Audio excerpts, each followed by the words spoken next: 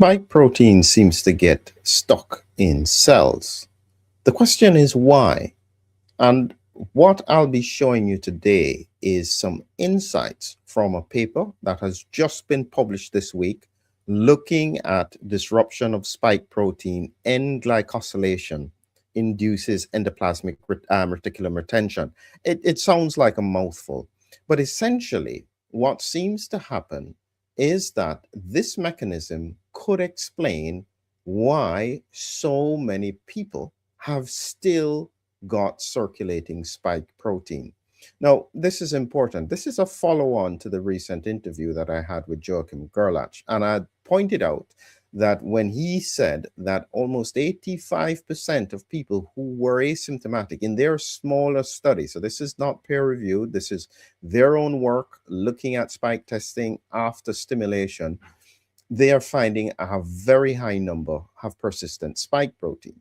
My question is why? What are some of the mechanisms? And so I'm looking at the science to try and explain to you what is going on. So here you have a situation where this paper, which was just published, and this was done in China, what they were talking about is that the spike protein has extensive glycosylation. And I'll be explaining a little bit more about what that means.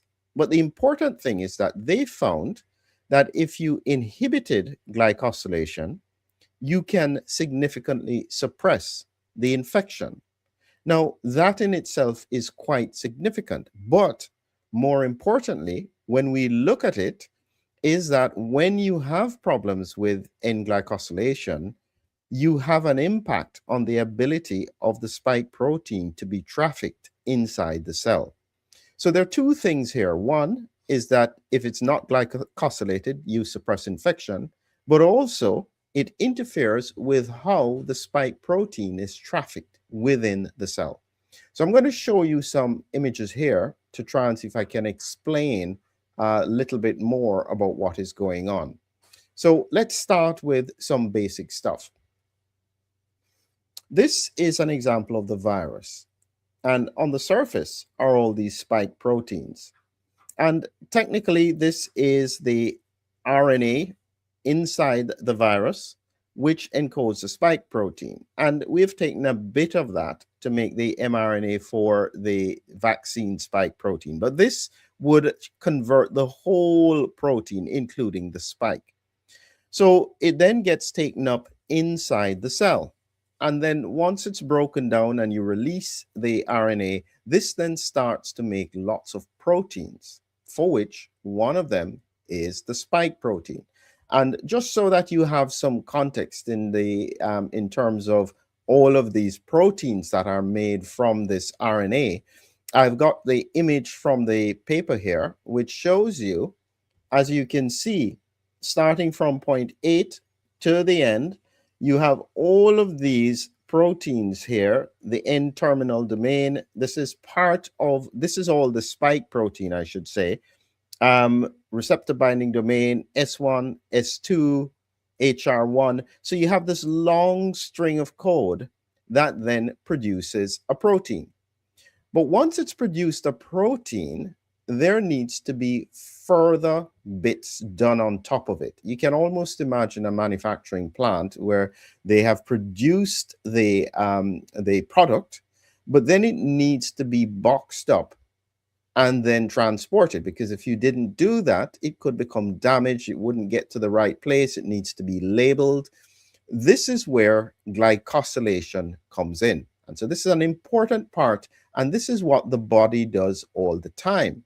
When we come to the spike protein, because it takes advantage of this glycosylation, it's able to hide itself from the immune system.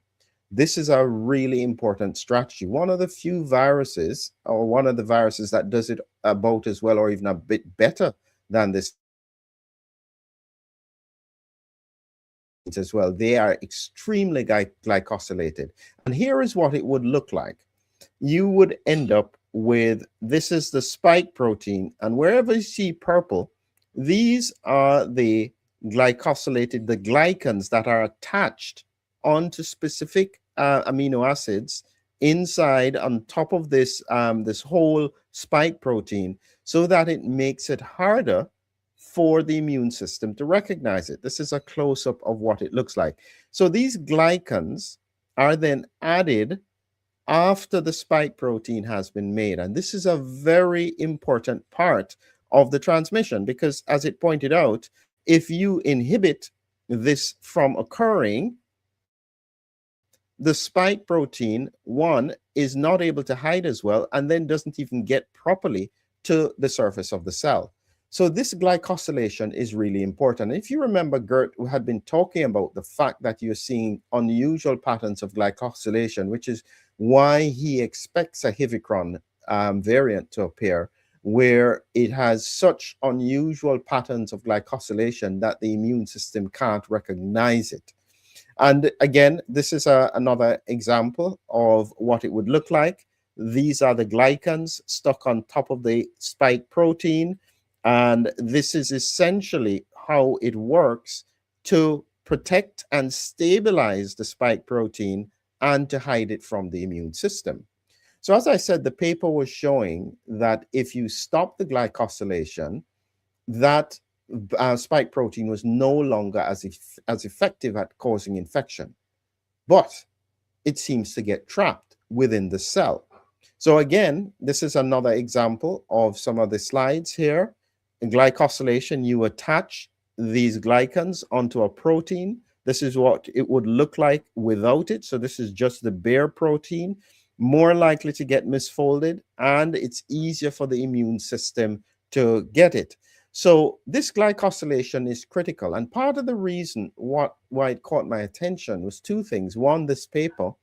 And secondly, I read one of the professors, Professor Petrovsky, make a point that he was involved with the production of spike protein-based vaccines. And he was saying that they don't really see long COVID with those protein-based vaccines. Now, I haven't done all the research to see how accurate that is. But the point is that a spike protein that is injected, so if it's made outside and injected, it won't have the glycosylation patterns compared to a spike protein that's made from either mRNA or an adenovirus. They have to go inside the cell to be processed, to be made into a protein, which would mean they would naturally go through the process of glycosylation. And so this may be a very important factor in terms of how the immune system operates with regards to this. Take a look at this here. This is the inside of the spike protein factory. What then happens is normally when the spike protein is made, it goes to the endoplasmic reticulum, and this is where it's glycosylated. It's then matured, passes a quality control system. This is the Golgi apparatus, before it can then go to the cell surface. Now, in the context of the vaccine, it would just sit on the cell surface. In the context of a virus, it would attach to a virus and then go and spread. So this process of glycosylation is an absolutely critical part of that whole process for the virus to become infective. And here's what these sugars do. These are the multiple things that it will do. One, it helps the spike protein to fold correctly. Two, it helps it to travel through the cell. It's like a shipping label, allowing the spike to move from one point to another. And three, it then helps the spike to get activated so that it's able to be efficiently cut. And critically four, it helps to shield it from the immune system. Now, here is the bit that is absolutely critical in my point, because as I said, what we're seeing is that a lot of people seem to still have persistence of spike protein. So here in the discussion of the paper, what it pointed out, I've just highlighted it here. They pointed out that the N-glycosylation contributes to the maturation of the spike protein. If you inhibit it, you get disrupted membrane localization of the S protein with impaired cleavage, which diminishes its infectivity. That's one part, as I said. But the other part of it is that if they stop the glycosylation at certain parts of this production line, it then gets stuck inside the cell. It becomes stuck in the endoplasmic reticulum and cannot then go on to reach the cell wall or become incorporated into virus. Here is the problem. What we're finding is that a lot of people think that the persistent symptoms that people have are because of ongoing viral replication. No, it doesn't seem so. What is happening is that pieces or the spike protein as a whole is stuck, especially in immune cells, and it drives abnormal responses with regards to how the body functions. Now, this is a really, really important point.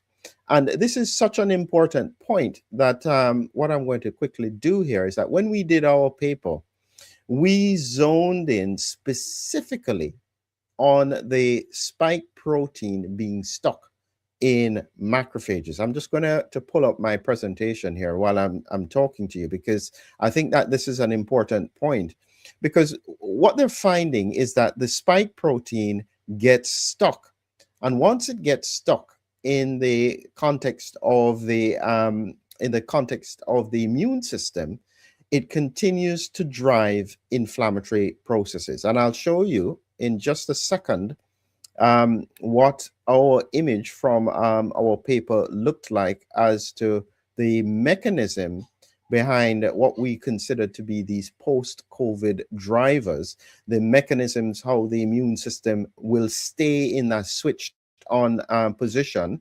And let me just get this here for you, is that this is what it looks like, where what you have in the center is these macrophages, immune cells, with either whole or pieces of the spike protein stuck in it. It will then drive microclotting, inflammation in the brain. It will suppress regulatory cells. It can be amplified by mast cells. And all of this is happening because the spike protein is stuck in these immune cells. And this is very similar to what Joachim Gerlach was finding, and this is why they have developed products with regards to try and remove the spike protein, the liquid spectrum, and so on. My view is that I use a concurrent strategy of addressing gut inflammation, especially removing the spike completely, and then trying to get it out of immune cells. And if you want to learn more about that, I'm just developing a whole protocol which will incorporate both sides of the puzzle, where you remove it from the gut and then you remove it from the immune cells in order to try and manage long-term exposure and inflammation. This is really, really important, because at the moment we don't have enough science looking at trying to explain how we get this addressed. At the moment, the scientific community is so worried about talking about this, because if spike protein is doing this, you have to ask the source. Is it from the virus? Is it from the vaccine? Is it from the bacteria? But the vaccine is in the picture, and therefore it raises concerns about what that risk was to the population in the longer term. And this is, I think, part of the reason why it remains untouched. The main point is this: when we look at what is happening in terms of the immune system, and again, I'm going to take you back to these images, so I'll just summarize it here for you so that you can see it. How this works is that the virus enters into the cell. It then makes all of the proteins, including the spike protein. The spike protein, in order to be incorporated in the virus and be effective, needs to be glycosylated. If it doesn't get glycosylated for whatever reason, this protein can then get stuck inside the cell. Now, it may seem advantageous that it's not causing infection, but in the longer term, it can cause long-term inflammatory processes. And the worry is that many people are not even aware of it. They don't know the reason that they are sick. They just know they're sick. They have had no connection. They haven't connected to either virus infection. They haven't connected to either potential vaccination. They don't know the connection. All they know is that they can't seem to get better. This, to me, is one of the biggest risks going forward for the public if we don't find ways to address it. And this is why, if you're interested, I've been inspired by this paper to finish. I'd started a spike detox course. Some people don't like the concept. Let me call it something else. Post-viral remnants removal strategy. How about that? That may sound better to some people rather than the spike. It doesn't matter what you call it. The principle is the same. If we don't start figuring out how to get it out of people, kind of like what happens with Lyme disease, where in some people they retain fragments of the bacteria, and so therefore it drives their immune system. That makes sense to a lot of people. We're seeing a similar pattern here post-pandemic. We need strategies that will help us to get beyond it. If you are interested, join me on the journey. This is pretty serious stuff. No easy ways to solve it, but I believe that if we all work together, we will find solutions in the near future. Final reminder, coming up in the next few days, the neurological shift after the pandemic, looking at inflammatory neurological conditions, again, driven by the spike protein. Once you understand how it does it and its cells that are involved, it will help you to know why this is occurring. Have a great evening. Look forward to bringing you more information in the near future.